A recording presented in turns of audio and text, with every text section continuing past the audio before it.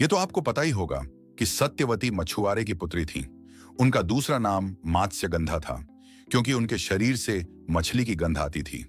वे साधारण रूप की थीं, लेकिन हृदय से बहुत पवित्र और मेहनती। उनका कार्य था नाव चलाकर यात्रियों को यमुना नदी पार कराना।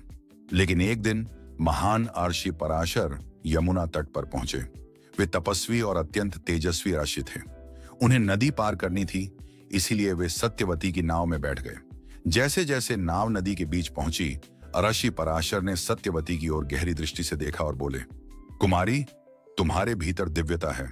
तुम्हारे गर्भ से एक महान आत्मा जन्म लेने की इच्छा रखती है, जो आगे चलकर समस्त विश्व के लिए धर्म और ज्ञान का दीपक बनेगी। सत्यवती घबराकर बोली, महाराज, मैं अविवाहित हूं।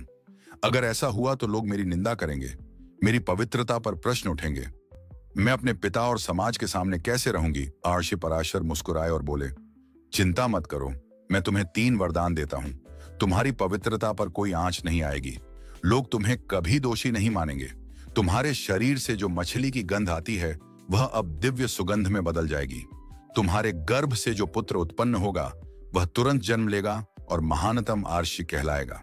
तभी यमुना तट पर एक अद्भुत प्रकाश फैला। सत्यवती ने एक दिव्य बालक को जन्म दिया। उस बालक में इतना तेज था कि स्वयं ऋषि पराशर भी विस्मित रह गए। जन्म लेते ही बालक ने अपनी माता को प्रणाम किया और कहा, माँ, मैं वेद व्यास हूं। मैं वेदों का विभाजन करूंगा, पुराणों की रचना करूंगा और मानव समाज को धर्म का मार्ग दिखाऊंगा। लेकिन इसके लिए मुझे तपस्या करनी होगी, इसलिए मैं अभी वन जा रहा हूं। यह कहकर बालक तुरंत युवावस्था धारण कर वन में चला गया। सत्यवती अब गंधवती कहलाने लगी, क्योंकि उनके शरीर से अद्भुत सुगंध आने लगी। बाद में जब राजा शांतनु उनसे विवाह करना चाहते थे, तो इसी दिव्य आभा ने उन्हें विशेष बना दिया। बाद में सत्यवती के वंश से ही पांडव और कौरव पैदा हुए, जिनके बीच महाभारत का महान युद्ध हुआ। भगवान हर इंसान को जीवन में एक उद्देश्य लेकर भेजते हैं। समाज भले ही सीमाएं खींचे, लेकिन ईश्वर जब किसी को चुनते हैं तो वे सारे बंधन तोड़ देते हैं।